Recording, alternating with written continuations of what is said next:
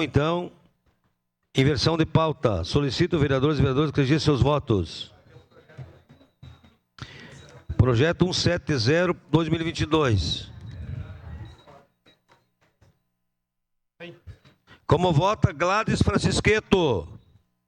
Eu voto sim, senhor presidente. Obrigado.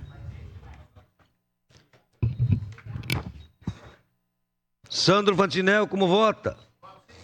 Vota sim. Rose Frigieri, como vota? Vota sim. Tá bom. Estela Balardim também vota sim. Obrigado. Fiuza vota sim. Encerrado o registro dos votos, encerrada a votação. Inversão de pauta foi aprovado por unanimidade com ausência Tatiane Frisso e representação Rafael Bueno.